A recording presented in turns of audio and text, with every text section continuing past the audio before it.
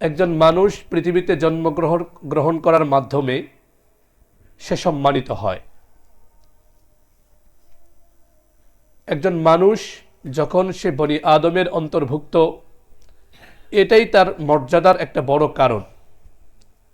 আল্লাহ রাব্বুল আলামিন কোরআন মাজিদের 17 নম্বর সূরা সূরাতু বনি ইসরাঈলের 70 নম্বর আয়াতে মানব জাতিকে যে মর্যাদার অনন্য আসনে সমাসীন করেছেন সে বিষয়ক ঘোষণা দিয়ে আল্লাহ বলেন, ওয়ালাকাদ কাররামনা বনি আদম, ওয়ালাকাদ কাররামনা বনি আদম ওয়া হামালনাহুম ফিল বাররি ওয়াল বাহর ওয়া রাযাকনাহুম মিনাত তাইয়্যিবাত ওয়া ফাদ্দালনাহুম আলা কাসীরিম মিম্মান খালাকনা তাফদীলা।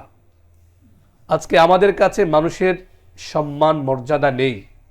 এর প্রমাণ হলো সামান্য থেকে সামান্য কারণে আমরা মানুষের সঙ্গে খারাপ আচরণ করি, ঠিক কিনা? সমাজে অন্য অনেক কিছুর মূল্যায়ন থাকে, কিন্তু মানুষের মূল্যায়ন আমাদের কাছে নেই। অথচ 1450 বছর আগে দ্য গাইড ফর ম্যানকাইন্ড, পুরো মানব জাতির জন্য পথ প্রদর্শক রূপে যে কোরআন মাজিদ আরশে আজিম থেকে, লৌহে মাহফুজ থেকে আল্লাহ রাব্বুল আলামিন বিশ্ব মানবতাকে সঠিক পথ প্রদর্শনের দীপ্ত লক্ষ্য নিয়ে পৃথিবীতে পাঠিয়েছেন, সেই কিতাবে, সেই গ্রন্থে, যে গ্রন্থ মানব জাতিকে সঠিক পথ দেখিয়েছে, দেখাচ্ছে, অনন্তকাল কিয়ামত পর্যন্ত সঠিক পথ দেখাবে, সন্দেহ আছে কোনো? সেই কোরআন মাজিদে একজন মানুষের সম্মান আল্লাহ রাব্বুল আলামিন সুনিশ্চিত করেছেন। আল্লাহ রাব্বুল আলামিন মানুষকে সম্মান দিয়েছেন এই বলে, ওয়ালাকাদ কাররামনা বনি আদম, আমি বনি আদম তথা মানুষকে সম্মানিত করেছি। সুবহানাল্লাহ। দুঃখজনক, সে কোরআন মাজিদের অনুসারী দাবি করে আমরা মানুষকে সম্মান দিতে জানি না। কোনো কারণ ছাড়াই বা কখনো সামান্য একটু স্বার্থের ঘাটতি হলে মানুষের সঙ্গে আমরা অসম্মানজনক আচরণ করি, যেটা খুবই দুঃখজনক। আমি যদি কোরআন মাজিদের যথার্থ অনুসারী হিসেবে নিজেকে প্রতিষ্ঠিত করতে চাই, আমার জন্য এটা অপরিহার্য যে আমি মানুষকে সম্মান দেব তো ইনশাআল্লাহ। আমি যখন কোরআনের পক্ষ থেকে সম্মানপ্রাপ্ত কোনো ব্যক্তিকে, কোনো বস্তুকে সম্মান দিব, আমাকে সম্মান দিবেন কে? আল্লাহ। সেজন্যে আমাদেরকে আল্লাহ রাব্বুল আলামিন মানুষ বানিয়েছেন। আমরা যেমন আল্লাহর শুকর আদায় করব, পাশাপাশি এই কৃতজ্ঞতার একটা বড় বহিঃপ্রকাশ হচ্ছে আমাকে মানুষের সঙ্গে ভালো আচরণ করতে হবে, মানুষকে সম্মান দিতে হবে। পাশাপাশি এই মানুষ যে আল্লাহ রাব্বুল আলামিনের কাছে খুবই সম্মানিত, এর আরেকটা প্রমাণ হলো কোনো কারণে কোনো একটা মানুষ যদি হত্যাকাণ্ডের শিকার হয়, কোন একটা মানুষকে যদি মেরে ফেলা হয়, আপনি কোরআনের ঘোষণা খেয়াল করুন। কোরআন মাজিদ, আমরা শুধু মনে করি কোরআন মাজিদটা শুধু আমরা তেলাওয়াত করব, অথচ আমরা খেয়াল করি না মানব সভ্যতাকে, মানব জাতিকে কোরআন মাজিদ কি পরিমাণ সম্মান দিয়েছে, কি পরিমাণ গুরুত্ব দিয়েছে। আমরা কোরআনটাকে যখন তেলাওয়াত করব, পাঠ করব, কোরআন তেলাওয়াত স্বতন্ত্র ইবাদত, কোনো সন্দেহ নেই। পাশাপাশি কোরআনকে অর্থ সহকারে বোঝা, সেটা আরো গুরুত্বপূর্ণ, সেটা আরো বেশি কার্যকরী। একটু আগেই বললাম যে আল্লাহ রাব্বুল আলামিন মানব জাতিকে সম্মান দিয়েছেন, স্পষ্ট করে শব্দের মাধ্যমে আল্লাহ বলেন কাররামনা। কাররামা ইউকাররিমু তাকরিমান মানে কি? সম্মানিত করা, কাউকে মর্যাদাপূর্ণ আসনে সমাসীন করা। তো কাররামনা মানে আমি সম্মানিত করেছি। কে সম্মানিত করেছেন? আল্লাহ। তো এই যে আমি মানুষকে সম্মানিত করেছি, এটা শুধু কথার কথা নয়। আপনি কোরআন মাজিদ খুলুন, কোরআনুল কারীমের 5ম সূরা। কোরআন মাজিদের সূরা কয়টি? কোরআন মাজিদ সম্পর্কে আমাদের মৌলিক এই বেসিক যে ধারণাগুলো আমাদের রাখতে হবে। বছরের পর বছর আমরা জুমার খুতবা শুনি, মাহফিলে ওয়াজ শুনি, বিভিন্ন সেমিনারে আমরা কথাবার্তা শুনি, তো কোরআন মাজিদ কেন্দ্রিক আমাদের জ্ঞানের স্বল্পতা দেখে অনেক সময় বেদনাহত হই। কোরআন মাজিদ আল্লাহর পক্ষ থেকে শ্রেষ্ঠ উপহার। আপনারা তো সবাই আয়াতে কারিমা জানেন। কোরআন মাজিদকে বলা হয়েছে ওয়াতাসিমু বিহাবলিল্লাহি জামিআ। সূরাত আলে ইমরান আয়াত নাম্বার 103 প্রথম অংশ। আল্লাহ রাব্বুল আলামিন বলেন, তোমরা আল্লাহর রজ্জুকে, হাবলুন মানে হচ্ছে রশি। দুনিয়াতে মানুষ যদি কোনো গর্তে পড়ে যায়, সেই রশিটাকে, এবং ওই গর্তের মধ্যে যদি কোনো একটা রশি ফেলা হয়, আর ওই গর্তে পতিত ব্যক্তি যদি রশিটাকে ভালো করে ধরে, তাহলে উপরে যারা আছে তারা যদি ঠিকমতো টান দেয় আর ওই ব্যক্তিও ভালো করে ধরে রাখে, তাহলে সে গর্ত থেকে উঠতে পারবে কিনা? আল্লাহ রাব্বুল আলামিন কোরআন মাজিদকে সম্মান দিয়েছেন। আল্লাহ জাল্লা জালালুহু আম্মা নওয়ালুহু কোরআনকে একটা রশির সঙ্গে, একটা রজ্জুর সঙ্গে, একটা দড়ির সঙ্গে তুলনা করে আল্লাহ বলেন, তোমরা কোরআনকে মজবুত ভাবে আঁকড়ে ধরো। দুনিয়াতে গর্তে পতিত ব্যক্তি বা কুয়ায় পড়ে যাওয়া ব্যক্তিকে শক্ত রশি দিয়ে যদি কেউ ধরতে পারে, উপর দিয়ে টান দিতে পারে, তাহলে সে যেমন গর্ত থেকে উঠে তার স্বাভাবিক জীবনে ফিরে আসতে পারে, কোনো সন্দেহ নেই। নিঃসন্দেহে এই কোরআন মাজিদকে যদি কেউ আঁকড়ে ধরে, কোরআনের নির্দেশনাগুলো যদি কেউ তার ব্যক্তি জীবন, পারিবারিক জীবন, সামাজিক জীবন, রাষ্ট্রীয় জীবন, আন্তর্জাতিক জীবন, জীবনের প্রতিটা সেক্টরে যদি কেউ কোরআন মাজিদের নির্দেশনাগুলো মেনে চলে, আল্লাহর কসম কোনো সন্দেহ নেই, সমাজের সর্বত্র এই যে অন্ধকারাচ্ছন্ন সমাজ ব্যবস্থা, এই সমাজ ব্যবস্থায় নিঃসন্দেহে আল্লাহর পক্ষ থেকে আলোয় আলোয় এই সমাজ ভরে যাবে। সুবহানাল্লাহ। আর আপনি যত বেশি কোরআনকে আঁকড়ে ধরবেন, কোরআনের নির্দেশনা মেনে চলবেন, আপনার ব্যক্তি জীবন আলোকিত হবে। অন্ধকারাচ্ছন্ন এই পৃথিবীতে কোরআনের রশিটাকে আপনি ধরে রাখুন, মৃত্যু পর্যন্ত কোরআন মাজিদকে আঁকড়ে ধরুন। ইনশাআল্লাহুল আজিজ, যেদিন দুচোখ বন্ধ হবে, দুনিয়ার সফর শেষ হবে, আল্লাহ রাব্বুল আলামিন আপনাকে টান দিয়ে জান্নাতুল ফিরদাউসে নিয়ে যাবেন। সুবহানাল্লাহ। কথা প্রসঙ্গে চলে এসেছে, আজকে এটা আমার বিষয়বস্তু না। সমাজে আমরা চলাফেরা করি, দেখি আমাদের মানুষের কোনো মূল্য নেই।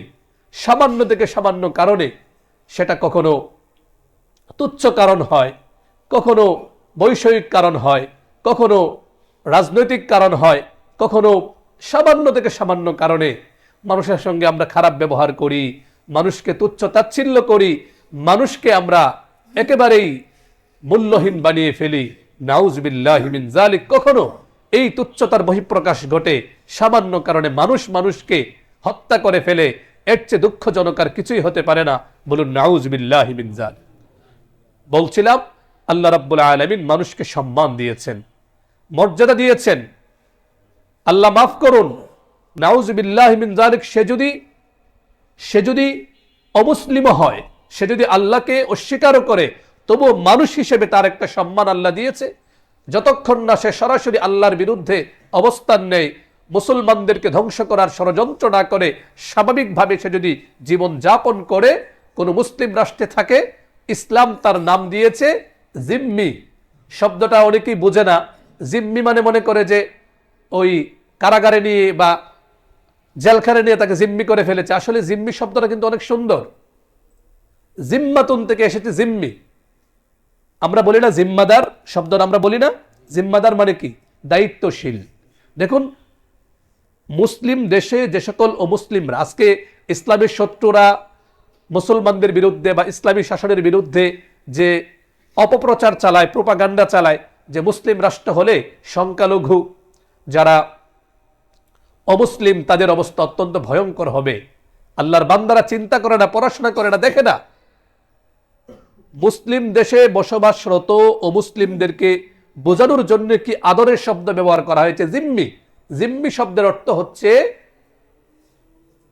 যে কারো দায়িত্বে বড় কোমলতার সঙ্গে, আদরের সঙ্গে অবস্থান করছে। আমি বললাম আব্দুর রহমান আমার জিম্মায় আছে, মানে তার যাবতীয় দায়িত্ব আমাকে গ্রহণ করতে হবে, তার সুখ স্বাচ্ছন্দ্য, তার সুখ শান্তি এটা নিশ্চিত করার দায়িত্ব আমার কাছে।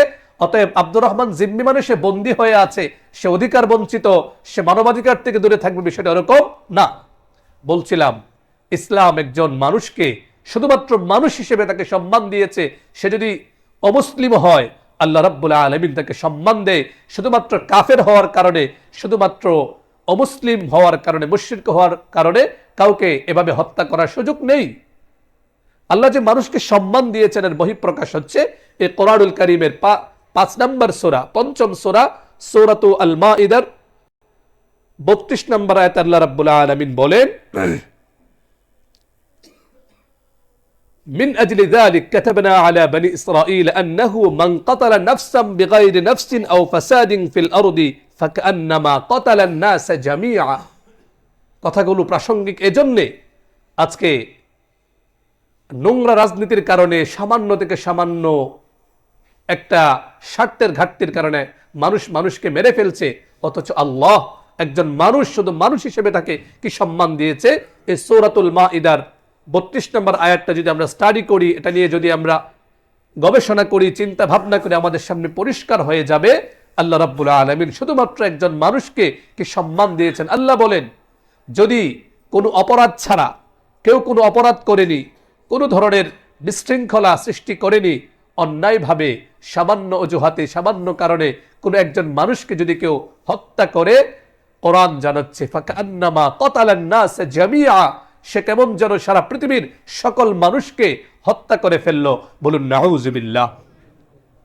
পক্ষান্তরে ওয়ামান আহইয়াহা ফাকান্নামা আহইয়ান নাস জামিআ। শিখুন কোরআনের কাছ থেকে মানবাধিকার শিখুন আপনি। আজকে কোরআন থেকে দূরে সরে থাকার কারণে ইউনাইটেড নেশনের দিকে আমাদের তাকিয়ে থাকতে হয়। জাতিসংঘ আমাদেরকে মানবাধিকারের সবক দেয়, হিউম্যান রাইটস মানবাধিকার আমাদেরকে শিখায়, অথচ 1450 বছর আগে ইসলাম শেখাচ্ছে শুধুমাত্র একজন মানুষকে যে বাঁচালো, একজন মানুষকে বাঁচানোর যে কারণ হলো, আল্লাহ রাব্বুল আলামিন বলেন ফাকান্নামা আহইয়ান নাস জামিআ, একজন মানুষকে বাঁচানোর জন্য যে চেষ্টা করলো, সে যেন পৃথিবীর এই 800 কোটি মানুষকে বাঁচানোর মতো কাজ করলো, এত সুবিশাল সওয়াবের অধিকারী হলো। বলুন সুবহানাল্লাহ। সবকিছুর মূল্য আছে, আজকে মানুষের মূল্য আমাদের কাছে নেই। পত্রপত্রিকায়, মিডিয়ায় এমন সব তুচ্ছ কারণে মানুষ নিহত হওয়ার গল্প আমরা শুনি, বেদনাহত হতে হয়, বিমর্ষ হতে হয়। সবকিছুর মূল্য আছে, মানুষের জীবনের মূল্য নেই, মানুষের কোনো সম্মান নেই সামান্য থেকে সামান্য কারণে। আশ্চর্যের বিষয়, আমরা মানুষের কাছ থেকে সম্মান আশা করি, অথচ কাউকে সম্মান করতে রাজি না। তো যখন একজন মানুষ শুধুমাত্র মানুষ হওয়ার কারণে আল্লাহ তাকে সম্মানিত করলেন, তার রক্তকে হারাম করে দিলেন, তাকে সর্বোচ্চ সম্মান প্রদর্শনের নির্দেশনা দিলেন, তার জীবনমান উন্নত করার নির্দেশনা কোরআনের আয়াত নাজিল করে জানালেন। এখন চিন্তা করুন, একজন মুসলিম যে আল্লাহ জাল্লা জালালুহু আম্মা নওয়ালুহুকে রব হিসেবে মানে, ইসলামকে দ্বীন হিসেবে গ্রহণ করেছে, যে নবী মুহাম্মদ সাল্লাল্লাহু আলাইহি ওয়াসাল্লামের উম্মত হিসেবে নিজেকে পরিচয় দেয়, এমন একজন মানুষকে যদি কেউ হত্যা করে, এমন একজন মানুষের জীবনকে যদি কেউ বিপন্ন করে, তাহলে তার কি ভয়ঙ্কর পরিণতি হবে। আপনারা একাধিকবার এই মিম্বার থেকে শুনেছেন। এই বিষয়গুলো আজকে আমরা জানি না। দুনিয়ায় মত্ত হয়ে রাজনৈতিক কারণে, সামান্য ক্ষমতার কারণে মানুষকে, মুসলমানকে হত্যা করছে, অথচ তারা শুনে না, জানে না। এই আয়াতের নির্দেশনাগুলো তারা খেয়াল করে না। কোরআন মাজিদের 4th সূরা সূরাতুন নিসা, এই সূরাতুন নিসার 93 নম্বর আয়াতে আল্লাহ কত স্পষ্ট ঘোষণা দিয়েছেন, কত ভয়ঙ্কর সতর্ক বার্তা দিয়েছেন। আল্লাহ রাব্বুল আলামিন বলেন, ওয়ামান ইয়াকতুল মুমিনান মুতাআম্মিদান ফাজাযাউহু জাহান্নামু খালিদান ফিহা ওয়া গাদিবাল্লাহু আলাইহি ওয়া লাআনাহু ওয়া আ'আদ্দা লাহু আযাবান আযীমা। বলুন নাউযুবিল্লাহ।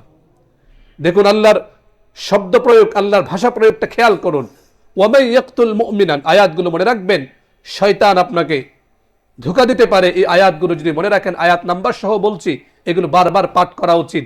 বিশেষ করে এই যে বর্তমানে সংকটকাল, ক্রান্তিকাল, মানুষকে মানুষ সামান্য কারণে মেরে ফেলছে, এইটাই শেষ জীবন নয়। আল্লাহর সামনে দাঁড়াতে হবে, রব্বে করিমের সামনে দাঁড়াতে হবে। যারা এই রাজনৈতিক স্বার্থে, ক্ষমতার দ্বন্দ্বে একজন আরেকজনকে মেরে ফেলছে, নিজেদেরকে মুসলিম পরিচয় দেয়, তাদের অন্তরাত্মা থেকে কেঁপে ওঠে না এগুলো শুনে? কোরআন থেকে দূরে সরে আছি, কোরআন কেমন সমাজ ব্যবস্থা উপহার দেয়, এগুলো আমাদের বোঝা দরকার। এক শ্রেণীর মানুষ ইসলামিক রাষ্ট্র, সমাজ কোরআনের আলোকে হোক শুনলেই শরীরে চুলকানি শুরু হয়ে যায়, আছে না নাই? কেন চুলকানি শুরু হয়? কারণ ইসলামিক রাষ্ট্র হলে মানুষের জীবনমান উন্নত হবে, ইসলাম সবচেয়ে বেশি গুরুত্ব দেয় একজন নাগরিকের, একজন অনুসারীর, ইসলামের অনুসারী জীবন সর্বোচ্চ নিরাপত্তায় থাকবে। সর্বোচ্চ নিরাপত্তা নিশ্চিত করে ইসলাম। দেখছি আমরা স্বাধীনতার অর্ধ শতাব্দী পার হয়ে গেলেও মানুষের জীবনের নিরাপত্তা নেই। আমরা চেষ্টা করি, পরিশ্রম করি, সাধনা করি একটা সুন্দর ইসলামিক সমাজ ব্যবস্থার, যেখানে মানুষের জীবন নিরাপত্তা থাকবে। যারা ইসলামকে রাষ্ট্র ক্ষমতায় পছন্দ করে তাদের একটা বড় একটা উদ্দেশ্যই হচ্ছে যে এগুলো আসলে তারা এই হত্যাকাণ্ড, মানুষের জীবনকে বিপন্ন করা, এগুলো করতে পারবে না, চুরি ডাকাতি করতে পারবে না। দেখুন ইসলাম কিভাবে নির্দেশনা দিচ্ছে। আপনি একজন মুসলিম, আপনার অন্য পরিচয় পরে, আপনার রাজনৈতিক বিভিন্ন পরিচয় থাকতে পারে, আপনার অনেক দলগত পরিচয় থাকতে পারে, সবার আগে আমার পরিচয় কি? আমি একজন মুসলিম। প্রতি জুমায় যে আমরা এই কথাগুলো বলি, এগুলো এমনি এমনি বলি না, অন্তরের জন্য বদ্ধমূল হয়ে যায়। আমার রব আল্লাহ, আমার দিন ইসলাম, আমার নবী মুহাম্মদ সাল্লাল্লাহু আলাইহি ওয়াসাল্লাম। দু চোখ বন্ধ হবে, আপনি কোন রাজনৈতিক দলের সদস্য, আপনি কি করেন না করেন সেগুলো গ্রহণযোগ্য না। একমাত্র কবরে গিয়ে কি প্রশ্ন করা হবে? মার রব্বুক ওমা দীনুক ওমান হাদার রাজুল আল্লাযী বুইসা ফীকুম। সামান্য ক্ষমতার জন্য এমন আমরা না হই, জীবনকে সৌন্দর্য মণ্ডিত করি। আল্লাহর সামনে দাঁড়াতে হবে, সবার আগে সবার প্রথম আমার পরিচয় আমি একজন মুসলিম, এটা মাথায় রাখতে হবে। দেখুন ইসলাম কিভাবে, একটু আগে তো বললাম সাধারণ মানুষের জীবন মান ইসলাম কিভাবে একদম সুনিশ্চিত করে, মানবাধিকার নিশ্চিত করে। তো সেই মানুষ যদি একজন মুসলিম হয়, আল্লাহর জমিনে আল্লাহর বিধান মোতাবেক একজন মুসলিম তার জীবন পরিচালনা করবে, এটাই তো স্বাভাবিক, ঠিক কিনা? আল্লাহ রাব্বুল আলামিন জানাচ্ছেন, কেউ যদি ওয়ামাই ইয়াকতুল মুমিনা মুতাআম্মিদান, কোন সূরা? সূরাতুন নিসা। মুখস্থ করুন কোন সূরা? সূরাতুন নিসা। এগুলো আলোচনা করবেন। চাষটলে বসে দুনিয়ার সব আলোচনা আমরা করতে পারি, কিন্তু এইগুলো নিয়ে কথা বলতে পারি না। আপনি বিশ্বাস করুন, আপনি এই বিষয়গুলো নিয়ে যখন আলোচনা করবেন যে মানব হত্যার ভয়াবহতা, আজকে জুমার মিম্বার থেকে খতিব সাহেব এই কথা বলেছেন, এগুলো যখন আপনি চিন্তা করবেন, ভাববেন, ইনশাআল্লাহুল আজিজ এগুলো চর্চা হলে সমাজ থেকে হত্যাকাণ্ড দূরীভূত হবে। অনেকে বলে বসে যে এই মিম্বারগুলো কি লাভ, নাউজুবিল্লাহি মিন যালিক, বলে এখান থেকে কি লাভ? এখান থেকে সমাজ কিভাবে সুশৃঙ্খল হবে, মানুষের জীবন মান কিভাবে উন্নত হবে, এ বিষয়ক নির্দেশনা এখান থেকে দেওয়া হয়। বলুন আলহামদুলিল্লাহ। দেশে প্রায় 2.5 থেকে 3 লক্ষ মসজিদ, প্রতি জুমায় সামান্য সময়ের জন্য হলেও তো আলোচনা হয়, ঠিক কিনা?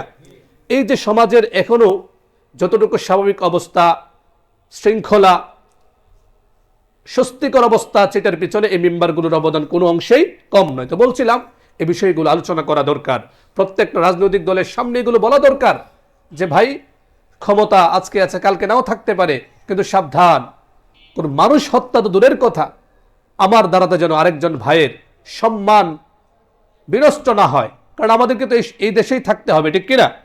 আজকে আমি তার বিরুদ্ধে অবস্থান নিব, তাকে খারাপ নোংরা কথাবার্তা বলবো, কালকে তো সে আমার বিরুদ্ধে চলে যেতে পারে। সবচেয়ে বড় কথা হচ্ছে আল্লাহর সামনে আমাকে দাঁড়াতে হবে, আল্লাহর সামনে দাঁড়িয়ে সেটার হিসাব দিতে হবে। আমি কাকে কোন খারাপ কথা বলছি, আল্লাহ যাকে সম্মান দিয়েছেন, আল্লাহ যাকে মর্যাদা দিয়েছেন, আল্লাহ যাকে মর্যাদার আসনে আসীন করেছেন, আমি যদি তাকে অসম্মানিত করি, দুনিয়াতে হয়তো আমাকে কেউ কিছু বলল না, কিন্তু রব্বে কারীমের সামনে দাঁড়াতে হবে। আল্লাহ রাব্বুল আলামিন বলেন সূরাতুন নিসা, সূরার নাম কি? সূরাতু আন-নিসা, আয়াত নাম্বার 93। কত নম্বর আয়াত? 93 নম্বর আয়াত। খুব সতর্ক থাকতে হবে। সমাজে চলতে গেলে মনোমালিন্য হবে, রাগ আসতে পারে, কিন্তু এমন অবস্থায় যাওয়া যাবে না যে একজন আরেকজনকে মেরে ফেলছে, হত্যাকাণ্ড ঘটিয়ে ফেলেছে, নিহত হয়ে গিয়েছে একজন আরেকজনের হাতে, এমন যেন না হয়। আল্লাহ বলেন ওয়ামাই ইয়াকতুল মুমিনান মুতাআম্মিদান, কেউ যদি ইচ্ছাকৃতভাবে কোন একজন মুমিনকে হত্যা করে। খেয়াল করুন, আল্লাহ বলেন ওয়ামাই ইয়াকতুল মুমিনান মুতাআম্মিদান।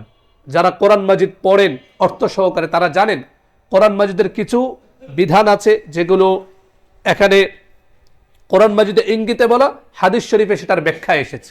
কিন্তু এই যে মানবাধিকার, মানুষকে হত্যা করার কি ভয়াবহ অবস্থা, এখানে সরাসরি আয়াতের মধ্যেই পুরো বিধান আল্লাহ বলে দিয়েছে।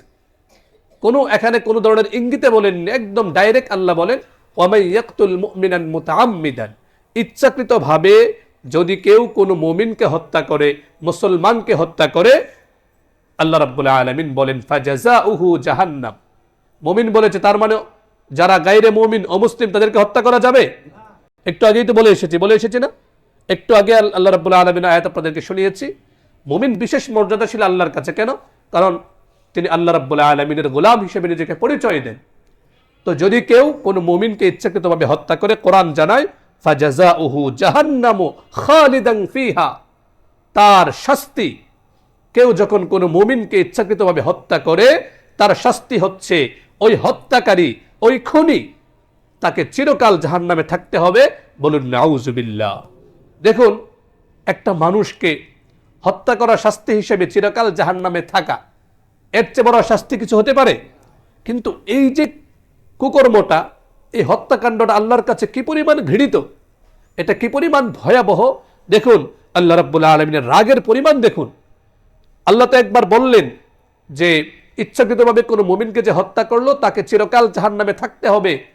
আল্লাহ আবারও বলছেন ওয়াগাদিবাল্লাহু আলাইহি, শুধুমাত্র জাহান্নামী না, আল্লাহ তার উপর অসন্তুষ্ট হবেন। বলুন নাউজুবিল্লাহ। আল্লাহ আরো বলছেন ওয়ালানাহু, আল্লাহ রাব্বুল আলামিনের ভাষা, আল্লাহ যদি কাউকে লানত দেন, বলুন নাউজুবিল্লাহ। লানত মানে কি? ইবাদুর রাহমা, ইবাদুল ইবাদি আনির রাহমা, কোন একজন বান্দাকে আল্লাহর রহমত থেকে সরিয়ে দেওয়ার নামই হচ্ছে লানত। কয়টা শাস্তি দেখুন। প্রথমে আল্লাহ বলছেন চিরকালের জন্য জাহান্নাম, এরপর ওয়াগাদিবাল্লাহু আলাইহি, এরপর আল্লাহ রাব্বুল আলামিন বলেন আল্লাহ তার প্রতি অসন্তুষ্ট, ওয়ালানাহু। 3 নম্বরে, তৃতীয় পর্যায়ে আল্লাহ বলেন আল্লাহ তার উপর লানত করবেন। আল্লাহর রাগ যেন কমছেই না। আল্লাহ আবার বলতেছেন, আরো বলতেছেন ও আ'আদ্দা লাহু আযাবান আযীমা, আল্লাহ ওই হত্যাকারী, ওই খুনির জন্য আল্লাহ রাব্বুল আলামিন আহকামুল হাকিমিন, শ্রেষ্ঠ বিচারক, আল্লাহ বলেন আ'আদ্দা লাহু আযাবান আযীমা, আল্লাহ তার জন্য যন্ত্রণাদায়ক ভয়ঙ্কর শাস্তি প্রস্তুত করেছেন। বলুন নাউজুবিল্লাহ। একটা হত্যাকাণ্ডের জন্য আল্লাহ রাব্বুল আলামিন কয়টা শাস্তি দেখুন। 1 নম্বর চিরকালের জন্য জাহান্নাম। 2 নম্বর আল্লাহ আবার বলছেন ওয়াগাদিবাল্লাহু আলাইহি ওয়াল ইয়াযু বিল্লাহ, আল্লাহর কাছে পানাহ। দ্বিতীয়ত আল্লাহ বলেন আল্লাহ তার প্রতি রাগান্বিত হন। এরপরে ওয়ালানাহু, তাকে রহমত থেকে সরিয়ে দেন। চতুর্থ পর্যায়ে আল্লাহ বলেন ওয়া'আদ্দা লাহু আযাবান আযীমা, তার জন্য যন্ত্রণাদায়ক শাস্তি আল্লাহ প্রস্তুত করে রাখেন। বলুন নাউজুবিল্লাহ। অতএব ভাইয়েরা আমার, ছোট্ট জীবন, ক্ষমতার পালাবদল হবে। সামান্য থেকে সামান্য কারণে যারা মানুষকে হত্যা করে, মানুষের জীবন বিপন্ন করে, জীবন নিয়ে ছিনিমিনি খেলে, তারা যেন সতর্ক হয়ে যায়। এই আয়াতগুলো সামনে রেখে নির্বাচন কেন্দ্রিক কোনো ধরনের অপ্রীতিকর অবস্থা, মানুষের জীবন নিয়ে বিপন্ন করে ফেলা, এগুলো আমরা করব না। রাজি আছেন ইনশাআল্লাহ? সবার আগে আমি মুসলিম, আমি যে দলই করি না কেন, বিএনপি করি, জামাত ইসলামী করি, যখন যে দলই করি না কেন, সবার আগে আমার পরিচয় আমি মুসলিম। আমার রব আল্লাহ, আমার দিন ইসলাম, আমার নবী মুহাম্মদ সাল্লাল্লাহু আলাইহি ওয়াসাল্লাম। আমার রব অসন্তুষ্ট হন, আমার মালিক আমার প্রতি রাগান্বিত হন, নাউজুবিল্লাহি মিন যালিক, আমার রবের পক্ষ থেকে লানত আসে, এমন কোন কাজ আমি কখনো করব না। রাজি আছেন ইনশাআল্লাহ? আল্লাহ রাব্বুল আলামিন আমাদের সকলকে এই মালউনি জিন্দেগি মানে আল্লাহর পক্ষ থেকে লানত আসে এমন সকল কাজ যেন আমরা পরিহার করতে পারি। আমরা যেন মাহবুবী জিন্দেগি মানে আল্লাহ রাব্বুল আলামিনের ভালোবাসার, প্রেমের জীবন যেন আমরা যাপন করতে পারি। সব সময় যেন আমি আমার আত্মপরিচয় আমি মুসলিম, আমার সবার আগে আমার পরিচয় আমি মুসলিম। অতএব ইসলাম সমর্থন করে না এমন কোনো কাজ আমি করতে পারি না। চাই সেটা আমার দলের বিপক্ষে যাক, আমার নেতা আমাকে বলুক, কিন্তু সবার আগে আমি আমার রবের গোলাম, আমার নেতা মুহাম্মদ সাল্লাল্লাহু আলাইহি ওয়াসাল্লাম, তার নির্দেশনার বাইরে যাওয়ার কোনো সুযোগ আমার নেই। আমি আমার নেতার সেই কথাটাই মানব যেটা আল্লাহ এবং তার রাসূল আমাকে বলেছেন। পক্ষান্তরে যদি এমন হয় আমার নেতা আমাকে এমন নির্দেশনা দিল যেটা আল্লাহ এবং তার রাসূলের বিপক্ষে, ভাইয়ার আমার, সময় কম, শুধু আপনাদেরকে আয়াতগুলো বলি। কোরআনুল কারীমে একাধিক আয়াতের মধ্যে আল্লাহ পাক রব্বুল আলামিন সতর্ক করছেন, দুনিয়াতে যারা নেতার কথায় লাফায়, নেতার কথায় যারা আল্লাহ এবং তার রাসূলের অবাধ্যতা করে, ভাইয়েরা আমার, কোরআন তো আমরা পড়ি না, জানি না, সব কোরআন মাজিদে আল্লাহ বলে দিয়েছেন। আল্লাহ রাব্বুল আলামিন কোরআন মাজিদে বারবার একাধিক আয়াতে আমাদেরকে জানিয়ে দিয়েছেন, তোমরা যারা আল্লাহর অবাধ্যতা করছো, নেতার কথায় তোমরা যারা কোরআন সুন্নাহর বিরুদ্ধে অবস্থান নাও, তারা শুনো, আল্লাহ রাব্বুল আলামিন বলেন কিয়ামতের দিন এই জালেমরা ওয়াকাল আল্লাযীনা কাফারু লান নু'মিনা বিহাযাল কুরআনি ওয়ালা বিল্লাযী বাইনা ইয়াদাইহি ওয়ালাউ তারা ইযিয যালিমুনা মাওকুফুনা ইনদা রাব্বিহিম ইয়ারজি'ু বা'দুহুম ইলা বা'দিল কওল ইয়াকুলু আল্লাযীনা ইসতাদ'ইফু লিল্লাযীনা ইসতাকবারু লাউলা আনতুম লাকুন্না মুমিনিন। কোরআনুল কারীমের 34 নম্বর সূরা সূরাতুস সাবা আয়াত নম্বর 31 এবং 32 আল্লাহ রাব্বুল আলামিন বলেন, কিয়ামতের দিন যারা কর্মী, যারা অনুসারী, তারা তাদের নেতাদেরকে লক্ষ্য করে বলবে, লিল্লাযীনা ইসতাকবারু লাউলা আনতুম লাকুন্না মুমিনিন, যদি তোমরা না হতে, যদি তোমরা আমাদেরকে আল্লাহর অবাধ্যতার পথে আহ্বান না করতে, আজকে আমরা জাহান্নামে যেতাম না। এগুলো কিন্তু জাহান্নামে যাওয়ার পরে নেতা এবং কর্মীদের কথোপকথন একাধিক আয়াতে, একাধিক সূরার মধ্যে আল্লাহ এগুলো বলেছেন। এরপরেও যদি আমরা সতর্ক না হই, নেতার কথায় আমার রবের অবাধ্যতা করি, দেখুন যখন কর্মীরা নেতাদেরকে এই কথাগুলো বলবে, তোমরা যদি দুনিয়াতে আমাদেরকে অবাধ্য না করতে, আল্লাহর বিরুদ্ধে অবস্থান না করাতে, তাহলে আজকে আমরা জাহান্নামে থাকতাম না। তখন নেতারা পাল্টা বলবে, ক্বালাল্লাযীনা ইসতাকবারু লিল্লাযীনা ইসতাদঈফু আনাহনু সাদাদনাকুম আনিল হুদা বা'দা ইয জাআকুম বাল কুনতুম মুজরিমিন। তখন নেতারা কর্মীদেরকে বলবে, আরে আমরা কি সরাসরি তোমাদেরকে বলেছিলাম আল্লাহর অবাধ্যতা করো? আমরা কি বলেছিলাম ইসলামের বিরুদ্ধে অবস্থান নাও? আমরা কি বলেছিলাম ইসলামী সমাজ ব্যবস্থার বিরুদ্ধে দাঁড়াও? এটাকে আমি বলেছিলাম? পুরো অস্বীকার করে বসবে নেতারা সেদিন। তখন বলবে, বাল কুনতুম মুজরিমিন, দুনিয়াতে তো আমাদের পিছনে পিছনে ঘুরেছিলে কিছু পাওয়ার জন্য, সেটা পেয়েছো, আজকে আমাদেরকে দোষারোপ করো না, তোমরাও জাহান্নামে আমরাও জাহান্নামে, কাজেই আজকে আমাদেরকে আর দোষারোপ করো না। তখন আবার কর্মীরা বলবে, وقال الذين استضعفوا للذين استكبروا بل مكر الليل والنهار إذ تأمروننا أن نكفر بالله ونجعل له أندادا وأسروا الندامة لما رأوا العذاب وجعلنا الأغلال في أعناق الذين كفروا هل يجزون إلا ما كانوا يعملون।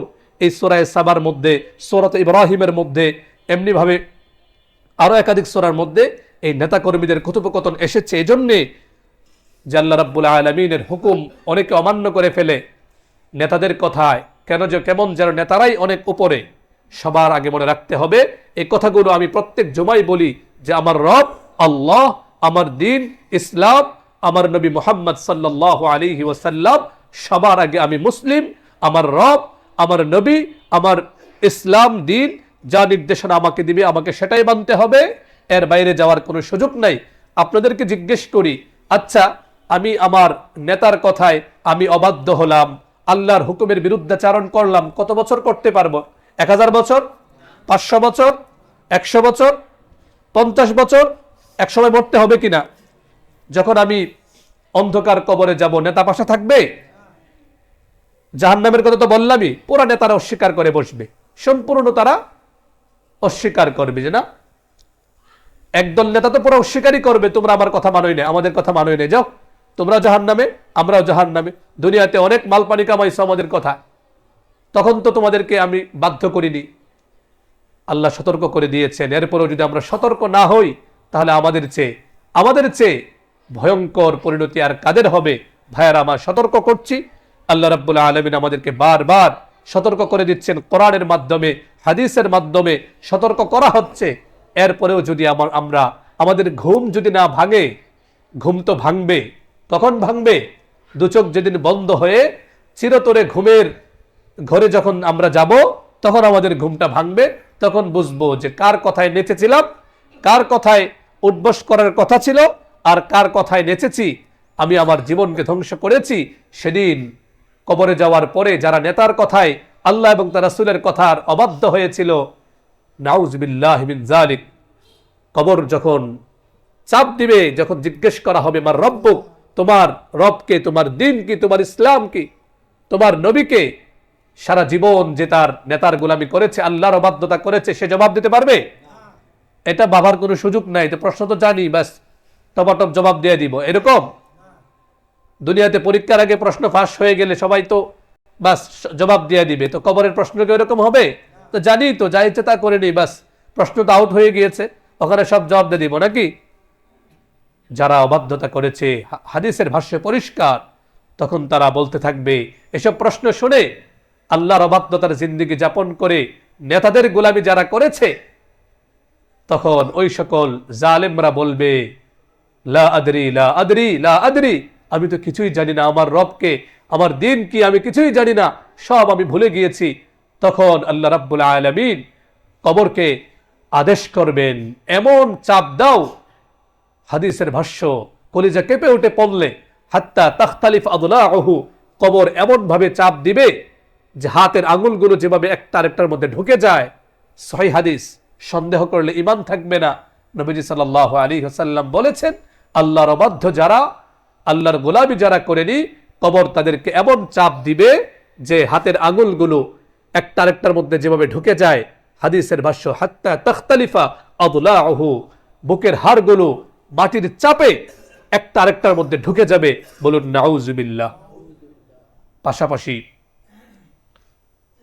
অন্য এক হাদিসে এসেছে, তাদেরকে যখন শাস্তি দেওয়া হবে, কবরে আযাব যখন তাদেরকে দেওয়া হবে, শুধুমাত্র সাকালাইন অর্থাৎ মানুষ এবং জিন জাতি ছাড়া অন্য অনেক প্রাণীরা সেটা অনুভব করে, শুধু মানুষ এবং জিন জাতিরা সেগুলো বোঝে না।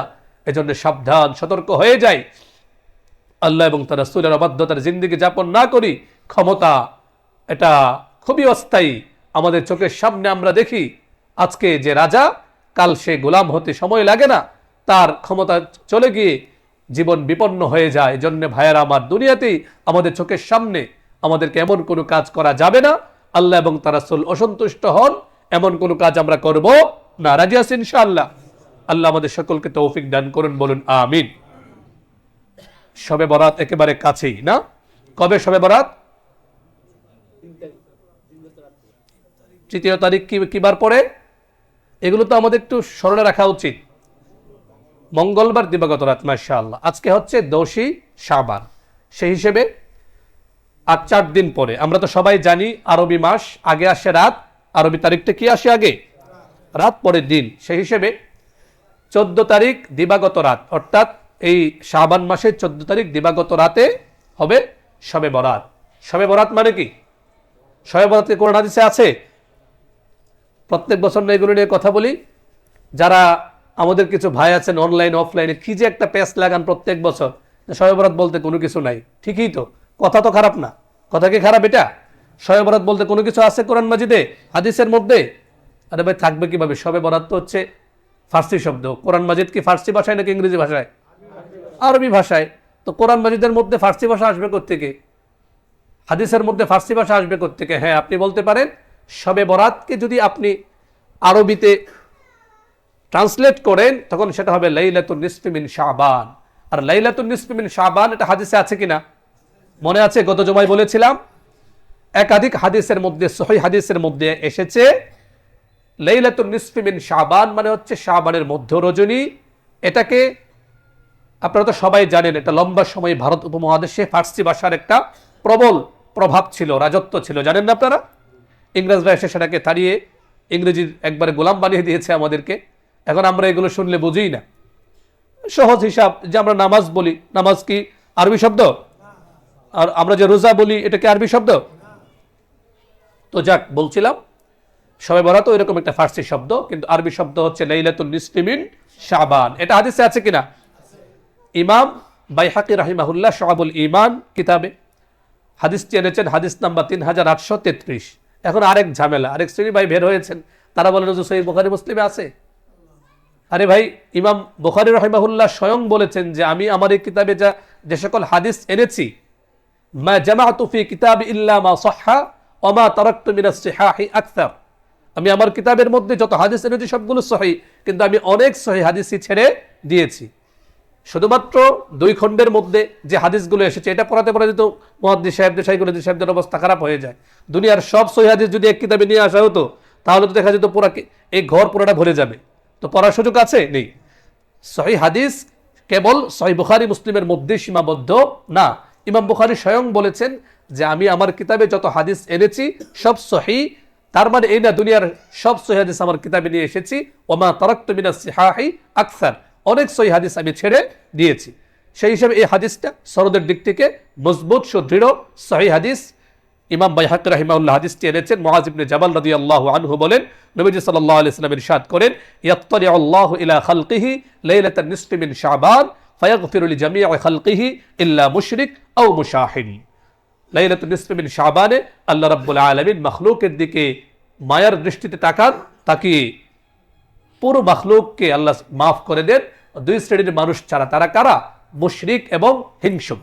এই দুই শ্রেণীর মানুষ ছাড়া আল্লাহ সকলকে মাফ করে দেন। বলুন সুবহানাল্লাহ। তো হাদিসের মধ্যে লাইলাতুন নিসফি মিন শাবান এসেছে কিনা? অতএব এটা হাদিস দ্বারা প্রমাণিত। তো এ রাতে আল্লাহ রাব্বুল আলামিনের পক্ষ থেকে বিশেষ দয়ার দৃষ্টি দেওয়া হয়, মাগফিরাতের ঘোষণা দেওয়া হয়। ইনশাআল্লাহুল আজিজ আমরা মানসিকভাবে প্রস্তুতি গ্রহণ করি। বাকি ইনশাআল্লাহ আমরা মঙ্গলবার দিবাগত রাত্রে আরও কিছু কথাবার্তা আপনাদের সামনে উপস্থাপনের প্রয়াস পাব। এই কথাটা অন্তরে বদ্ধমূল রাখুন যে আমরা এই লাইলাতুল নিসফি মিন শাবানে আল্লাহর পক্ষ থেকে মাগফিরাত পেতে পারি। শর্ত হচ্ছে, সংক্ষেপে বলে দিই, কয়েক শ্রেণীর মানুষকে আল্লাহ রাব্বুল আলামিন এই রাত্রিতে মাফ করবেন না। এই হাদিসের মধ্যে যে এসেছে, যারা শিরিক করে আল্লাহ তাদেরকে মাফ করবেন না। এরপরে যারা হিংসা করে আল্লাহ তাদেরকে মাফ করবেন না। অন্যান্য হাদিসের মধ্যে আরো 5 শ্রেণীর কথা আছে এই 2 শ্রেণী ছাড়া।